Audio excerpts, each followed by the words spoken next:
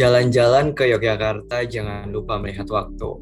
Ibu Monika dan teman-teman yang berbahagia, Assalamualaikum warahmatullahi wabarakatuh. Perkenalkan kami dari kelompok 6 yang terdiri dari Taufik Hidayat, Yunita Rafika Putri, Faisal Tri Rahman Hidayat, Muhammad Refki Bagus Raditya, Atria Nusyono, dan Oktavi Halena Ayis mempersembahkan sebuah judul Inovasi Pendidikan Nasional dengan nama aplikasi Nama Netra, Inovasi Teknologi Asistif pada Kawasan Pengembangan sebagai Media Pembelajaran Tumbuhan bagi anak-anak tunanetra jenjang sekolah dasar.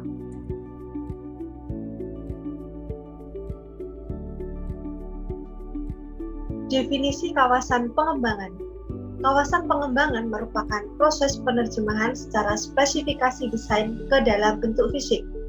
Produksi media sebagai akar dari kawasan pengembangan. Di dalam kawasan pengembangan terdapat keterkaitan yang kompleks antara teknologi dan teori yang mendorong terhadap desain pesan maupun strategi pembelajarannya.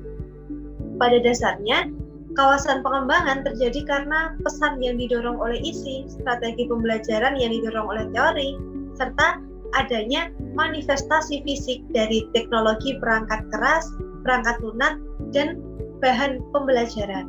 Nah, kawasan pengembangan mencakup pengembangan teknologi cetak, teknologi audiovisual, teknologi berbasis komputer, dan teknologi terpadu. Teknologi cetak. Teknologi cetak adalah cara memproduksi atau menyampaikan bahan seperti buku-buku dan bahan-bahan visual yang statis, terutama melalui proses pencetakan mekanis atau fotografis. Contoh perkembangan teknologi cetak yaitu dari saat manusia menulis dengan pena, kemudian diciptakannya kertas, lalu berkembang dengan diciptakannya mesin ketik dan mesin cetak.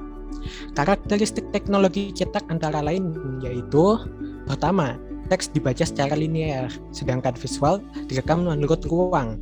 Yang kedua, keduanya berbentuk visual yang statis. Ketiga, pengembangannya bergantung pada prinsip-prinsip linguistik dan persepsi visual. Yang keempat, keduanya berpusat pada peserta didik. Yang kelima, informasi dapat diorganisasikan dan distrukturkan kembali oleh pemakai. Selanjutnya, teknologi audiovisual. Teknologi audiovisual merupakan cara memproduksi dan menyampaikan bahan dengan menggunakan peralatan mekanis dan elektronis untuk menyajikan pesan-pesan audio dan visual. Contoh dari perkembangan audiovisual adalah teknologi pengeras suara dan layar LCD. Karakteristik teknologi audiovisual antara lain yaitu pertama, bersifat linear, yang kedua, menampilkan visual yang dinamis, yang ketiga, secara khas digunakan menurut cara yang sebelumnya telah ditentukan oleh pengembang. Yang keempat, cenderung merupakan bentuk representasi fisik dari gagasan yang real dan abstrak. Yang kelima, dikembangkan berdasarkan prinsip-prinsip psikologi, tingkah laku, dan kognitif. Yang keenam, berpusat pada guru, sehingga kurang memperhatikan interaktivitas belajar peserta didik. Kemudian teknologi berbasis komputer, yaitu cara-cara memproduksi dan menyampaikan bahan dengan menggunakan perangkat yang bersumber pada mikroprosesor. Pada dasarnya, teknologi berbasis komputer menampilkan informasi kepada peserta didik melalui tayangan di layar monitor. Berbagai aplikasi komputer untuk pembelajaran biasanya disebut Computer Based Instruction atau CBI, Computer Assist Instruction atau CAI, atau Computer Managed Instruction atau CMI. Aplikasi-aplikasi ini hampir seluruhnya dikembangkan berdasarkan teori, perilaku, dan pembelajaran terprogram. Akan tetapi, sekarang lebih banyak berlandaskan pada teori kognitif. Aplikasi-aplikasi tersebut dapat bersifat tutorial, latihan dan pengulangan, permainan dan simulasi, dan sumber data. Teknologi komputer, baik yang berupa perangkat keras maupun perangkat lunak, biasanya memiliki karakteristik sebagai berikut. Yang pertama, dapat digunakan secara acak di samping secara linear. Yang kedua, dapat digunakan sesuai dengan keinginan peserta didik di samping menurut cara seperti yang dirancang oleh pengembangnya. Yang ketiga, gagasan-gagasan biasanya diungkapkan secara abstrak dengan menggunakan kata, simbol, maupun grafis. Yang keempat, prinsip-prinsip ilmu kognitif diterapkan selama pengembangan. Dan yang terakhir, belajar dapat berpusat pada peserta didik dengan tingkat interaktivitas tinggi.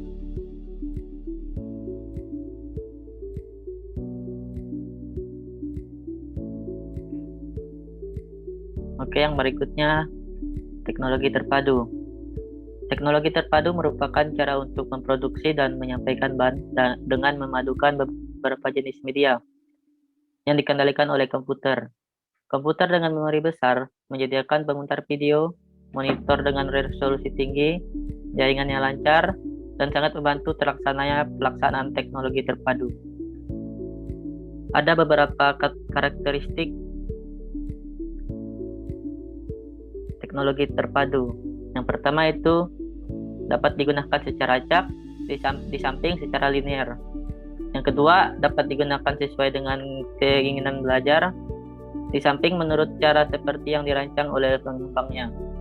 Yang ketiga, gagasan-gagasan sering disajikan secara realistik dengan konteks pengalaman pembelajaran, relevan dengan kondisi pembelajaran dan di bawah kendali pembelajar. Yang keempat, prinsip-prinsip ilmu kognitif dan konstruktivisme diterapkan dalam pengembangan dan pemanfaatan bahan pembelajaran. Yang kelima, belajar dipusatkan dan diorganisasikan menurut pengetahuan kognitif sehingga pengetahuan terbentuk pada saat digunakan. Yang keenam, bahan belajar menunjukkan interaktivitas pembelajaran yang tinggi. Yang terakhir, sifat bahan yang mengintegrasikan kata-kata dan contoh dari banyak sumber media.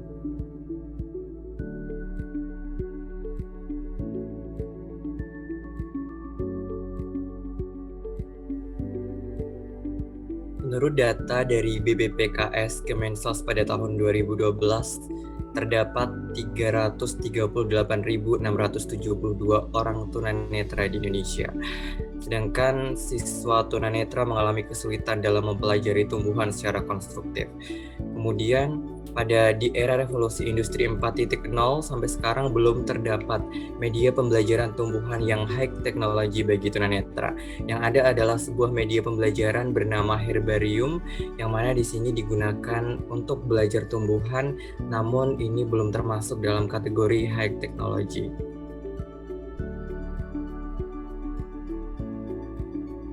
Nah, maka dari itu aplikasi Nama Netra ini hadir sebagai jawaban untuk membelajarkan tumbuhan bagi siswa tunanetra pada jenjang sekolah dasar. Nah, aplikasi ini digagas dengan tujuan agar siswa tunanetra mendapatkan akses informasi pembelajaran tentang tumbuhan secara konstruktif dan komprehensif.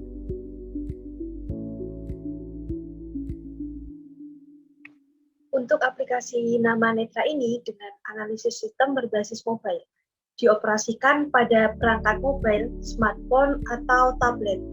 Nah, pengguna yaitu anak-anak tunanetra jenjang sekolah dasar. Fasilitas keluaran suara arahan yang memudahkan belajar. Berikut merupakan desain model dan basis data. Untuk desain model sendiri kami menggunakan data flow diagram, di mana pengguna akan masuk ke dalam aplikasi dan kemudian di situ disajikan dua pilihan. Yang pertama adalah pilihan terkait dengan deteksi tumbuhan dan yang kedua adalah pilihan terkait dengan belajar tumbuhan. Apabila pengguna memilih deteksi tumbuhan, maka akan diarahkan pada kamera dan sensor deteksi tumbuhan, dan kemudian ketika kamera tersebut digunakan, maka sensor akan memanggil basis data yang ada, di mana di sini terdapat 4 basis data, yaitu ada daun melengkung, daun sejajar, daun menyirip, dan daun mencari. Ketika sudah dipanggil basis datanya, maka akan muncul detail informasi tumbuhan. Begitu pula ketika pengguna memilih belajar tumbuhan, maka akan diarahkan pada daftar pilihan tumbuhan yang akan masuk langsung pada detail informasi tumbuhan.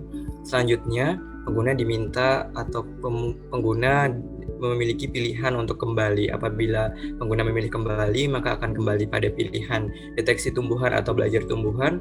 Namun apabila pengguna tidak memilih kembali, maka dia akan langsung keluar dari aplikasi. Berikut merupakan tampilan dari aplikasi Nama Netra. Yang pertama, aplikasi ini ada tombol masuk yang besar, dan kemudian tombol-tombol yang lain dalam aplikasi Nama Netra juga dibuat besar. Karena apa? Karena ini cara supaya mengakomodasi adanya kekurangan dari tunanetra itu sendiri, sehingga dalam aplikasi nama netra ini dia menggunakan keluaran berupa suara yang memudahkan tunanetra untuk kemudian suara tersebut memberikan arahan kepada tunanetra untuk bisa mengklik tombol-tombol yang terdapat dalam aplikasi. Misalnya di sini tombol masuk, kemudian setelah masuk tunanetra bisa memilih bagian kanan atau bagian kiri untuk bisa belajar deteksi tumbuhan atau belajar tumbuhan. Kemudian ketika teman-teman dari tunanetra memilih deteksi tumbuhan, maka akan langsung keluar kamera yang di situ sudah dilengkapi dengan sensor berbasis data yang disebutkan pada slide sebelumnya. Kemudian ketika sensor tersebut sudah mendeteksi, maka akan muncul detail informasi terkait dengan tumbuhan. Misalnya di sini adalah terkait dengan tanaman singkong yang kemudian muncul batang, daun, dan lain sebagainya. Nah, keluaran-keluaran dari setiap tampilan di aplikasi Nama Netra ini sekali lagi merupakan bentuk suara, namun pada visualnya memang dibuat seperti ini. Kemudian ketika teman-teman dari tunanetra memilih belajar tumbuhan, maka dia akan diarahkan dengan suara untuk bisa memilih jenis tumbuhan yang akan dipelajari. Misalnya di sini ada putri malu, kemudian setelah dipilih atau diklik, maka akan langsung muncul laman berisi tentang detail informasi terkait dengan putri malu itu, dan akan muncul deskripsi-deskripsi yang ada dan keluaran-keluaran suara yang ada. Nah, jadi aplikasi Nama Netra memiliki kelebihan yaitu memiliki fitur dengan konten yang lengkap mengenai jenis tumbuhan. Yang kedua, membantu siswa tunanetra mempelajari tumbuhan secara konstruktif. Yang ketiga, mengakomodasi aspek kognitif, psikomotorik, dan afektif siswa. Dan yang terakhir, menunjukkan sisi positif sebagai teknologi asistif kategori high teknologi yang menyambut hangat era Society 5.0. Berikut adalah sumber referensi yang kami gunakan dalam PPT ini. Kemudian terima kasih, setiap orang menjadi guru, setiap rumah menjadi sekolah, dikutip dari Ki Hajar Dewantoro. Sekian dari kelompok 6 mata kuliah Inovasi Pendidikan Nasional. Mohon maaf apabila terdapat banyak kesalahan. Apabila teman-teman ingin bertanya, silahkan berkomentar pada kolom komentar yang ada di YouTube. Terima kasih banyak. Akhirul kalam, wassalamualaikum warahmatullahi wabarakatuh.